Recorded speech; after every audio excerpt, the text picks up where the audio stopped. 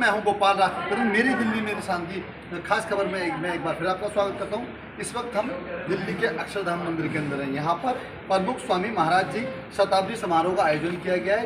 ये आयोजन भारत विकास परिषद द्वारा किया गया है। हमारे साथ माननीय मदन मलिक जी हैं, जो कि भारत विकास परिषद के राष्ट्रीय सलाहकार हैं और आज इस कार्यक्रम के अंदर संयोजक के रूप में उन्होंने महत्वपूर्ण भूमिका निभाई है। ये बड़ा ही सफल कार्यक्रम रहा। संतों ने आशीर्वाद दिया लोगों को और भारतीय परंपरा और भारतीय परिवार का महत्व की जानकारी दी। हम सबसे पहले बात करते हैं मदन जी, सर आज इतना बड़ा कार्यक्रम आपने सही इसका आयोजन किया और आज के बारे में हम जानना चाहिए कैसा महसूस करते हैं और कितना सफल है। ऐसा है कि भारत विकास परिषद आपको अच्छा बना और उसके मूल सिद्धांत हैं संस्कार के कामों में जब ये अक्षरधाम मंदिर बन रहा था तो उन्होंने कहा कि भाई हमको लोगों तक पहुंचना है कि हमारा संप्रदाय क्या करता है, कैसा हमारा संप्रदाय है, तो किसको कंटेक्ट करें। तो उन्होंने कहा भारत विकास परिषद को ढूंढ लीजिए, आपका काम हो जाएगा। तो उन्होंने हमसे संपर्क किया 2003 के अंदर, तब ये मंदिर का निर्माण हो। तब उनके साथ जुड़े, उनको जगह जगह दिखाई दीजिए लेकर गए। हमारी भी इच्छा थी कि स्वामियों के संस्कार की बातें सब लोगों में पहुँचे। उनकी भी इच्छा थी कि ज़्यादा से ज़्यादा लोगों को हमारी संस्कृति के बारे में मालूम है। तो इस तरीके से हमारा उनके साथ जुड़ाव जो है 2003 से। आज ये पहली बार मौका मिला है कि प्रमुख स्वामी महाराज जो उनका जन्म शताब्दी वर्ष मना रहे हैं और उन्हीं के नेतृत्व में ये मंदिर बना है और उन्हीं की प्रेरणा से हम उनसे जुड़ते रहे। उनके बहुत आशीर्वाद दिए हमने, उनकी प्रेरणा से ये सारे काम हुए हैं और ये तय हुआ था कि हम जो है भारतीय विकास परिषद की जितनी शाखाएँ हैं सबके सदस्यों को बुलाकर इस जन्म शताब्दी को हम मनाएंगे।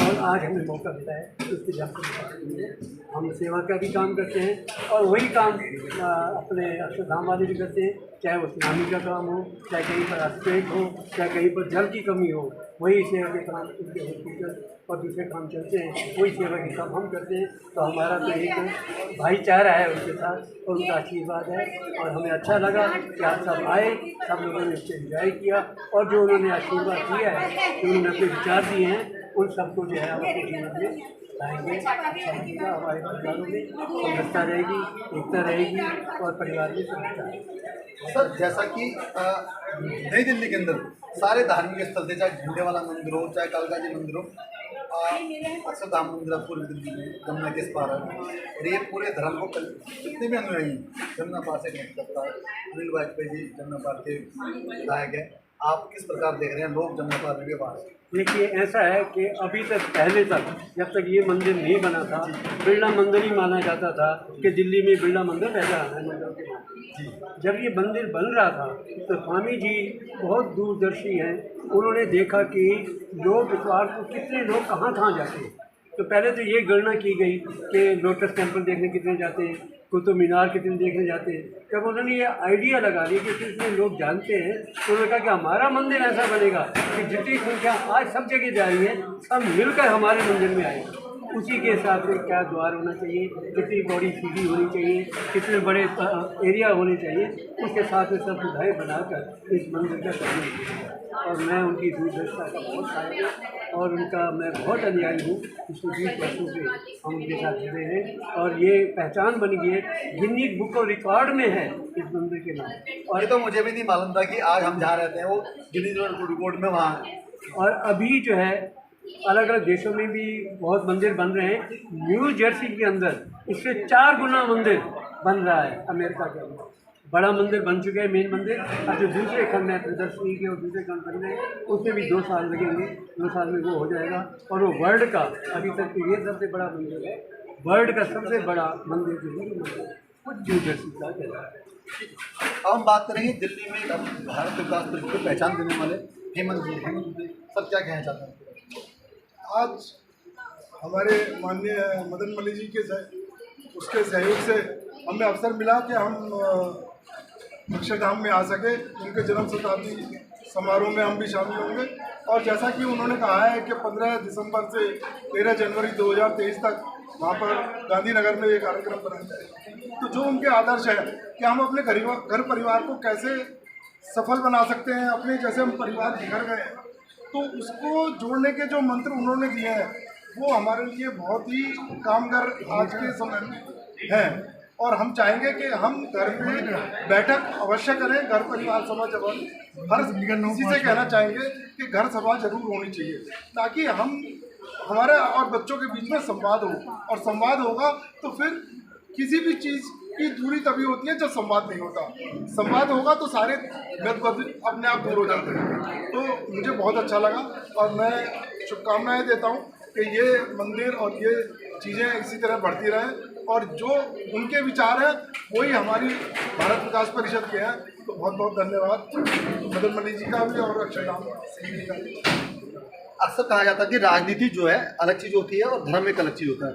गंगा पार में कोई एक ऐसा व्यक्ति है जिनने ये कहा या ये समझाने की कोशिश करी कि अगर आप राजनीति के अंदर आते हैं तो आप धर्म को भी संभाल के रखेंगे और आगे लेके जाएंगे। ऐसे ही व्यक्तित्व हमारे साथ हैं अनिल वाजपेयी जी। सर, जो भी कार्यक्रम होते हैं धर्म से संबंधित, आप उसमें बढ़ चढ़ के हिस्सा लेते हैं और आपकी एक अलग छवि है कि जहाँ आप होते हैं वहाँ धर्म के रक्षक होते हैं। क्या कहें? देखिए, सबसे बड़ी बात यह है कि शास्त्रों ने भी कहा है और बहुत विद्वानों ने भी कहा है कि धर्म शुरू होता है, धर्म से राजनीति शुरू होती है, राजनीति से धर्म नहीं शुरू होता। और मैं अपने आप को बड़ा सौभाग्यशाली समझता हूँ कि आज मुझे अच्छे राम मंदिर की स्वामी नारायण जी के शताब्दी अवसर में माननीय मदन मलिक साहब, और मैं उनसे आज से नहीं, मेरा एक्सीडेंट हो गया उसके बाद 2007 से मैं आपके साथ जुड़ा हूँ और 3 वर्ष तक मैं भारत विकास परिषद का गांधीनगर शाखा का अध्यक्ष रहा हूँ। और भारत विकास परिषद एक ऐसी हिंदुस्तान की अकेली संस्था है कि जो आपको पूरे हिंदुस्तान में आप कहीं भी चले जाइए, उत्तर प्रदेश, मध्य प्रदेश, उड़ीसा, बम्बई, कलकत्ता, मद्रास, हर राज्य में भारत विकास परिषद भारत विकास परिषद की पहचान इसलिए है, जैसे कि बताया गया माननीय मलिक साहब ने, समर्पण है, सेवा है, भाव है। और मेरी बड़ी स्मृति है कि मैं इस संस्था से जुड़ा रहा हूँ और आज भी जुड़ा हूँ। और इसके अंदर जैसा कि माननीय मलिक साहब ने बताया है और भी हमारे श्रोता लोगों ने बताया है कि आज जो डिसेबल्ड लोग हैं, विकलांग लोग हैं, बहुत से लोग दिल्ली के अंदर और हिंदुस्तान में जो अपना कृत्रिम पैर नहीं बनवा सकते, उनके पास पैसे नहीं होते, तो वो इस संस्था के माध्यम से जब वो अप्रोच करते हैं तो निःशुल्क उनको कृत्रिम पैर लगाया जाता है। और सारी डिस्पेंसरी जो जिस आपके लोगों में है, जो चल रही है, चैरिटेबल हॉस्पिटल है, उसमें लोग उसको अपना इलाज करा सकते हैं, अपना मेडिकल चेकअप करा सकते हैं।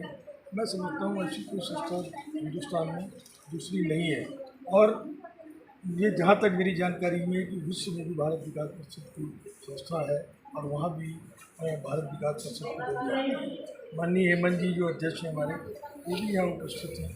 और मैं समझता हूँ कि आज माननीय जो हमारे महाराज जी थे, उन्होंने बहुत अच्छी बात बताई। रामचरितमानस का पूरा उन्होंने उदाहरण दिया है। जीवन में अगर आपको कुछ सीखना है, चरित्र, जीवन में अगर आपके पास चरित्र है तो सब कुछ है, और अगर सेल्फ में कैरेक्टर नहीं है तो आपके पास कुछ नहीं है।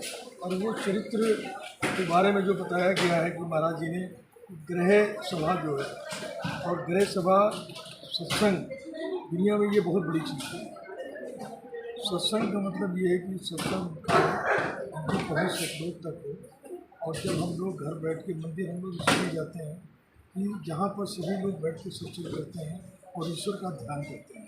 अगर एक आदमी की भी पहुँच ऊपर से लो लग गई और उसका अगर आशीर्वाद मिला तो सभी को समान रूप से मिलेगा, क्योंकि ईश्वर सूर्य जब प्रकाश देता है तो सबको देता है और सभी लोग उसका आशीर्वाद प्राप्त करते हैं। और मुझे आज ये दिल से बड़ी खुशी हो रही है कि ये स्वामी जी के चरणों में मैं चरण वंदना करता हूँ।